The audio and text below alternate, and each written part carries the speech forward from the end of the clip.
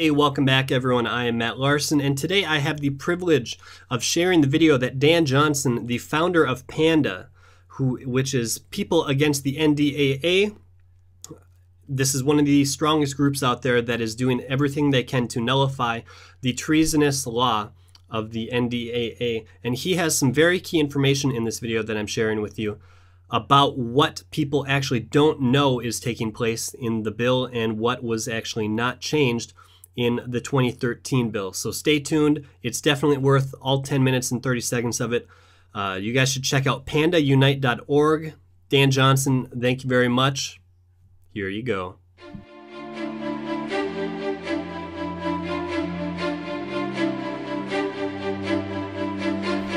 Hey, this is Dan Johnson, founder of People Against the NDAA.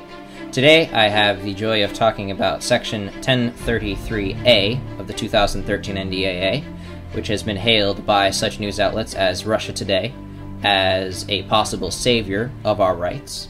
And a hat tip to Matt Larson 10, for pointing this out and asking me to do a short audio clip on it. There are many problems with this amendment, and I'm only going to cover a few of them in the short time that I have. But let's read Section 1033A and get started in finding out how Section 1033A does not protect your inalienable rights and actually makes things worse. Okay, so I want to cover three specific points. Number one, this clause does not explain how a person came into military detention and does not exempt them from such detention. Number two, there is no guarantee a person will get a trial in Article 3 court.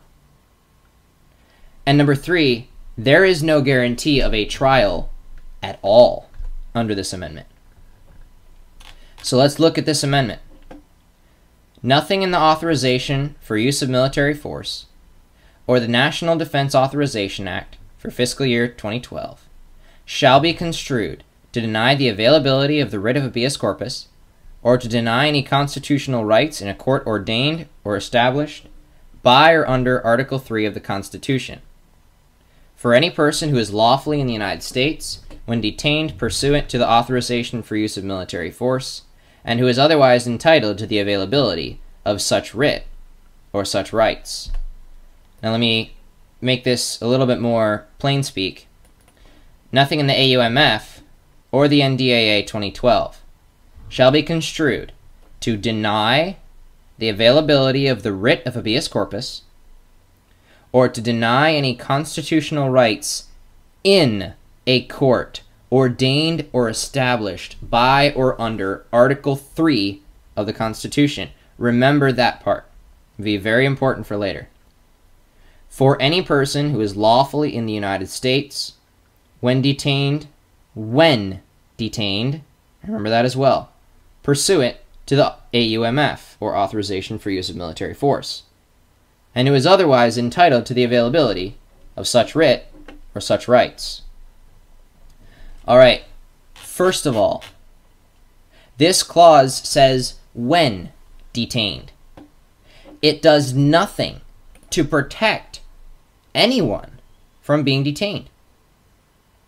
For example, let's say out in Kansas City, you're sitting in your home, you're sitting in your rocking chair, the 2013 NDAA has passed with Section 1033A, you believe that it restores your rights, you're sitting in your rocking chair, and Interpol, International Police Force, burst in your house, pick you up, take you away.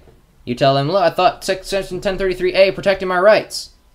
Well, there's nothing in 1033A that stops you from being detained in the first place. Nothing. And it does not exempt anyone from this detention. Not citizens, not non-citizens, not people outside or inside the United States. And secondly, there is no guarantee anyone will get a trial in an Article 3 court.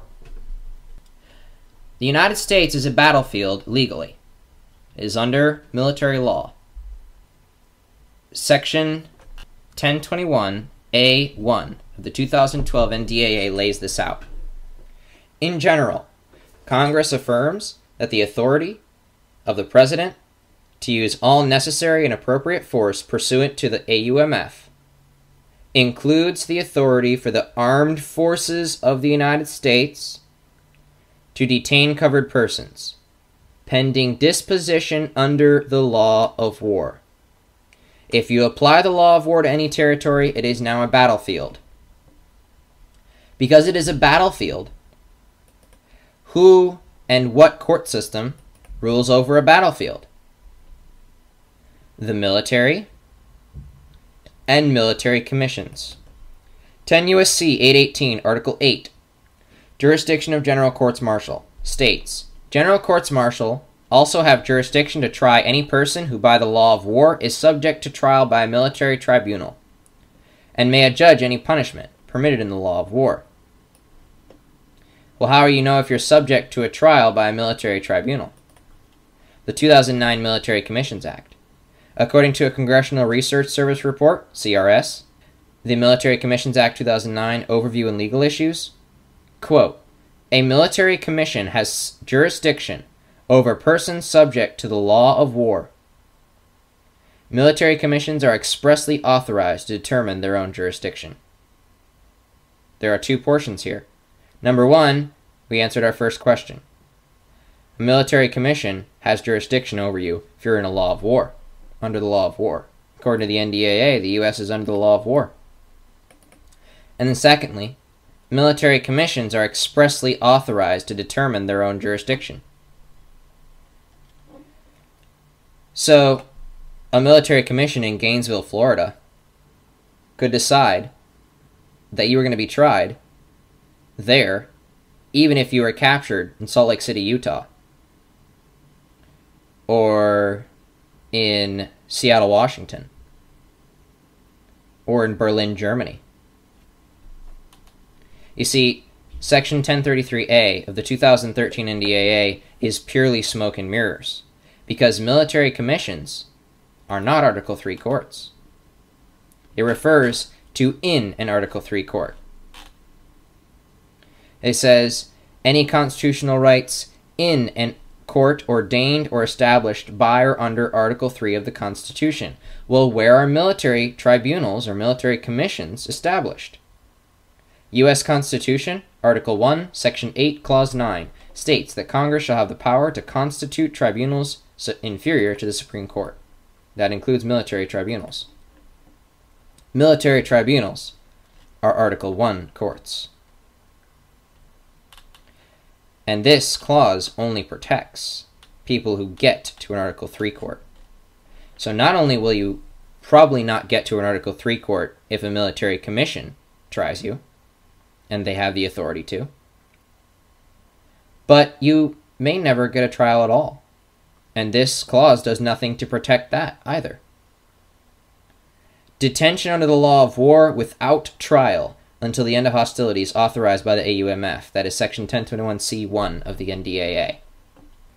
See, you have to go back to the original law, which is the 2012 NDAA, that authorized detention without trial. It stands if you don't remove it.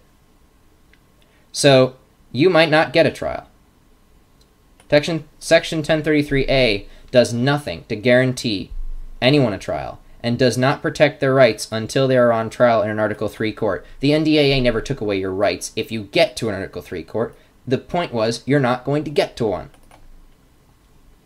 This section does absolutely nothing to protect our God-given, inalienable rights. It recognizes the unconstitutional practice of indefinite detention as legitimate, and does not exempt any person from the targeting profile outlined in the 2012 NDAA. Since military commissions have jurisdiction over battlefields, and the U.S. is one, military commissions will more than likely try you in their court system. And this section does not secure the rights of people who make it to Article 3 courts, because those rights are already secured by the Constitution and Bill of Rights. They are eliminated by the fact that any detained person can be tried in a military commission, which this section does not prohibit. But they still exist if you make it to an Article 3 court. This section of Orwellian doublespeak does not even guarantee a detained person their right to trial. Section 1033A is just politics as usual on Capitol Hill. Trick the American people, strip us of our rights, and tell us to go back to sleep. Whenever someone says they're standing up for your rights, words are cheap. Language is what matters. Look at the language. Do your own research. When researching your rights, there is no research that is too much. Do not accept false fixes to serious problems, and watch out for smoke and mirrors. And the question I'd ask is, why do the people we trust to defend our rights try so hard to destroy them? Thanks for listening.